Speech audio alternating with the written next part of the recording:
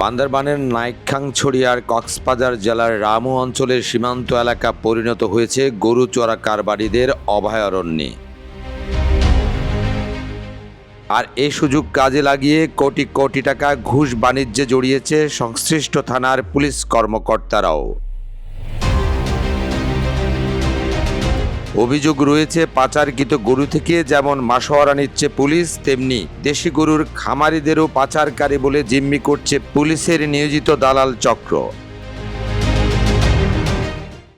ফরিদকোট দিবাতে 12 গরু কিনিলাম, তাহলে আর গরু কিন নাইক্ষ্যংছড়ি থানার পুলিশ আই আলমগীর তারাই লগিয়ে ওরা প্রতি গরুত 700-800 করে টিও তুলে।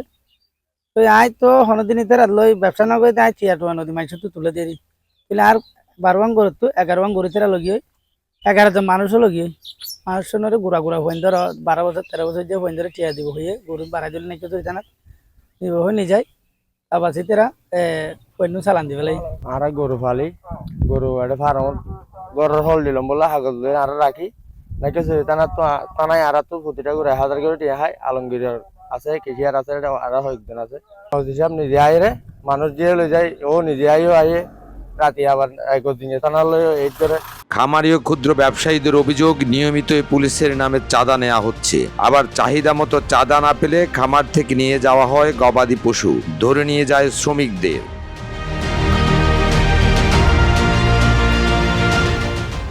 এদিকে নাইক্ষ্যংছড়ি থানার ওসি মাসরুরুল হকের বিরুদ্ধে অভিযোগের আঙুল তুলেছেন ব্যবসায়ীরা। তারা বলছেন, ওসি চাঁদা নেয়ার পরও তাদের গবাদি পশু আটক করছে।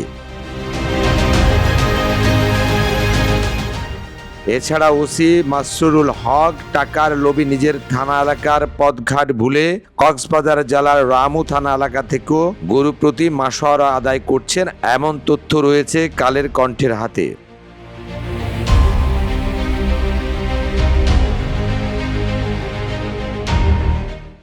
এখান থেকে গরু ধরে নিয়ে যাচ্ছে, বড় ধরক আমাদের কোনো আপত্তি নেই, পালার গরু নিয়ে যায়। আমার অনেক প্রায় 70 লক্ষ টাকার পর্যন্ত মাল নিয়ে গেছে, ঠিক আছে। আমি একবারে 15 বছর গেছি, এখন এখান থেকে 2-1টা কিনি, তাইলে 2-4-5 টাকা পাইলে খাই, আর নাইলে এইরকমই আর কি। নিজের জীবনে নিরাপত্তার স্বার্থে পরিচয় গোপন রাখার শর্তে এক ব্যবসায়ী নেতা কথা বলেছেন কালের কণ্ঠের সাথে। তার অভিযোগ, গরু প্রতি ওসিকে দিতে হয় 8 থেকে 1000 টাকা। কারণ হিসেবে ওসি মাসরুরুল হক তাদের বলেছেন, নাইক্ষ্যংছড়ি থানায় পোস্টিং নিতে লেগেছে 40 লাখ টাকা, আর এসপিকে প্রতি মাসে দিতে হয় 10 লাখ টাকা। নাইক্ষ্যংছড়ি ওসি আর ঢাকায় না হদে গরু আনিলে বাটার রেটে 800-1000 টাকা দিয়া করিব, ইয়ার হামলা হবে হই এটা 40 লাখ টাকা দিয়ে এসপির প্রতি সপ্তাহ 10 লাখ টাকা দিয়া করে। ওই নইলে হয়তো গরু ধরছ আর গেছারা বোর্ডার থেকে গরু আনিনি হারিবে, মামলা দিয়ে হুমকি দেয় এসে আর কি। আর তো ব্যবসা বাণিজ্য নকরি, এখন তো বন্ধ হয়ে যাবে। তো এই তোরা মোরা মানায় হয়তো না বাটারে দেওয়া করিব। যদিও এইসব অভিযোগ মিথ্যা অপপ্রচার বলে দাবি করেছেন নাইক্ষ্যংছড়ি থানার অফিসার ইনচার্জ মাসরুরুল হক। তার দাবি, অবৈধ পথে আসা গরু আটক করায় তার বিরুদ্ধে সংক্ষুব্ধ হয়ে এসব অপপ্রচার করছে অপরাধীরা।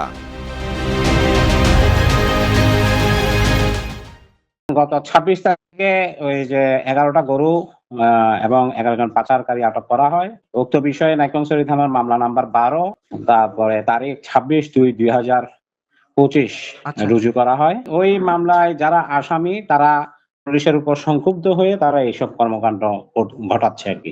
তবে পরিস্থিতি যদি এমন হয়, তাহলে আগামী কুরবানি ঈদের জন্য গবাদি পশু লালন করা সাধারণ খামারিরাও পড়বেন চরম বিপাকে। তাই দ্রুত এই ধরনের বেআইনি কর্মকাণ্ডের বিরুদ্ধে ব্যবস্থা নেওয়ার দাবি তুলেছেন খামারি ও ব্যবসায়ীরা। কক্সবাজার থেকে মিশু দাশগুপ্তের পাঠানো তথ্য ছবিতে ডেস্ক রিপোর্ট, কালের কণ্ঠ, চট্টগ্রাম।